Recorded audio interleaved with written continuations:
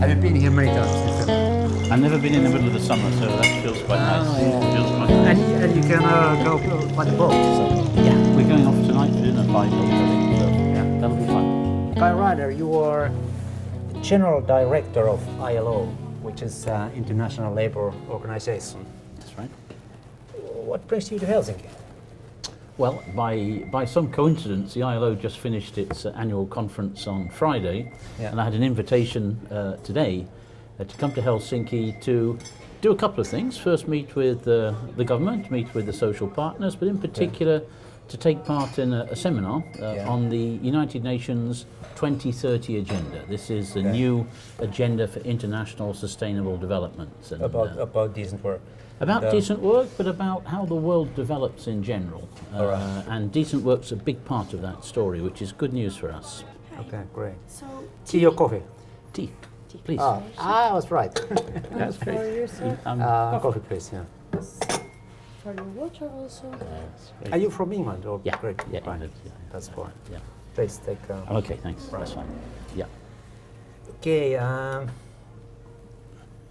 Nordic countries has always been kind of best pupils in the classroom when it comes to workers' rights, labor law, organizing rate, and things like that.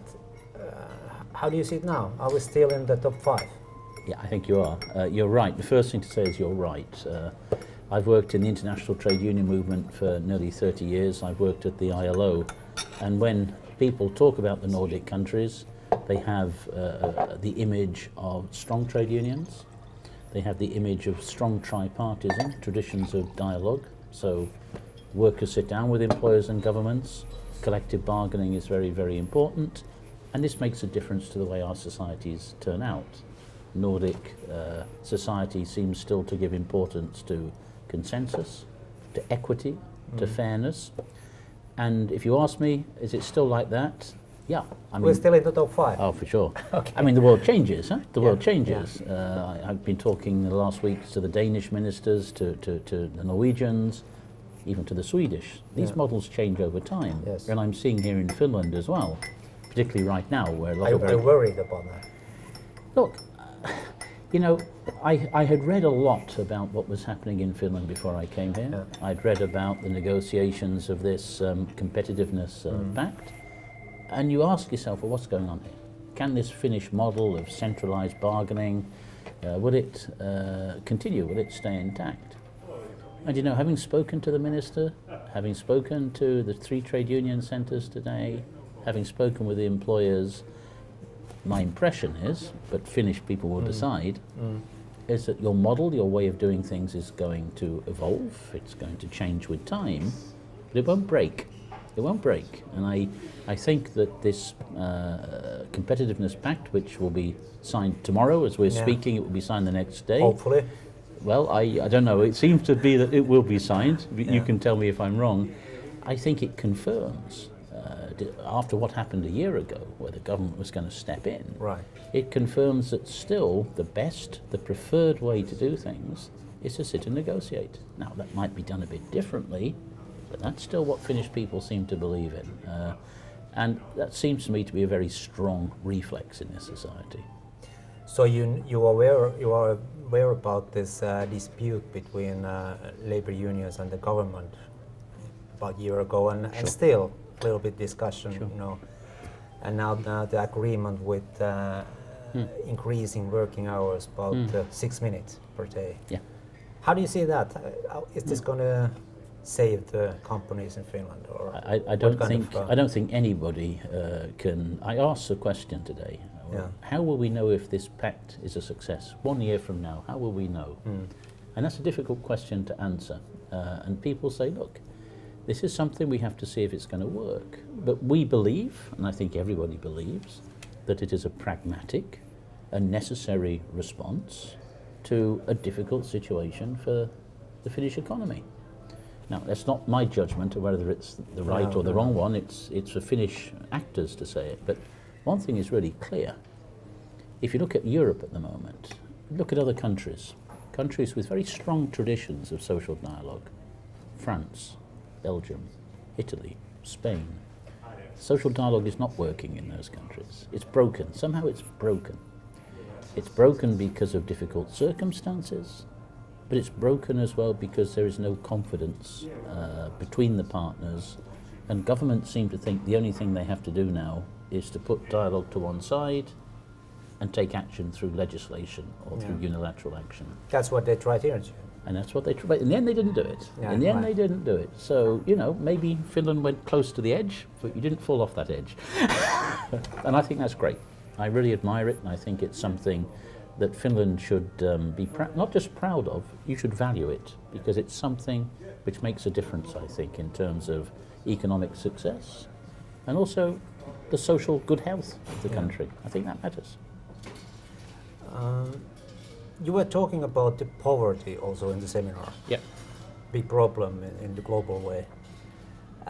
Do you see that we have poverty also in Nordic countries? And what kind of poverty? Yeah, you know, when we talk about poverty, we tend to talk about it in two different ways.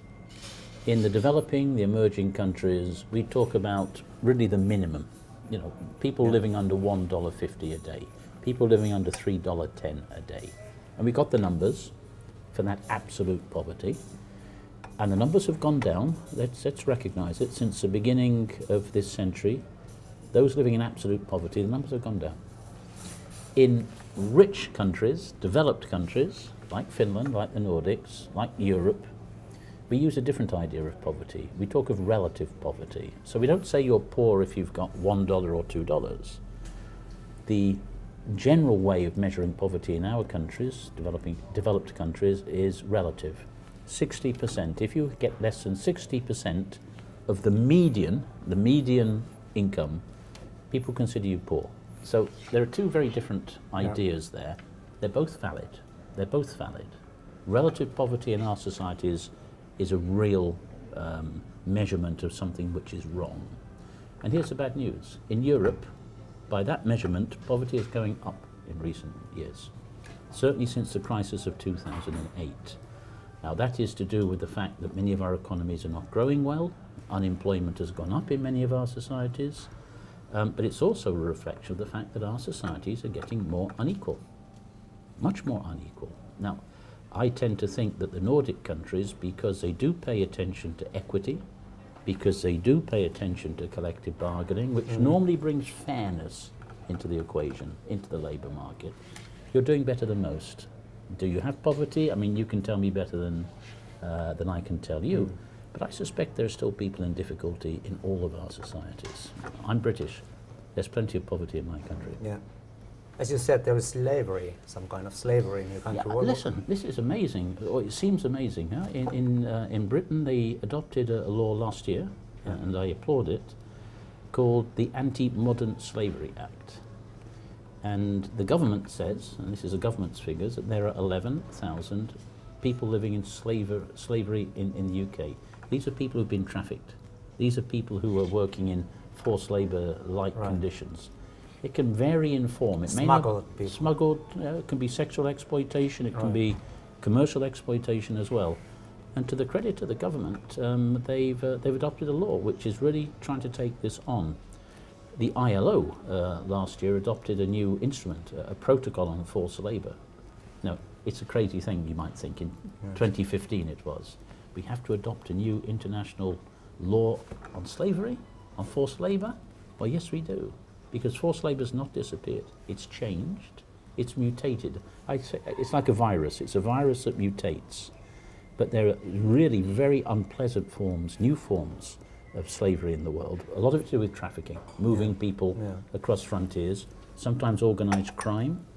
But it's done to make money, so it's business. It's about the world of work. And we have to react and try to stop it. We estimate in the world 21 million people in forced labour. 21 million, think about that. Thank you, Guy Ryder. It's a nice interview. Pleasure. Have a nice trip to home. Beautiful weather. Yeah. It's okay? It's okay. Thank you.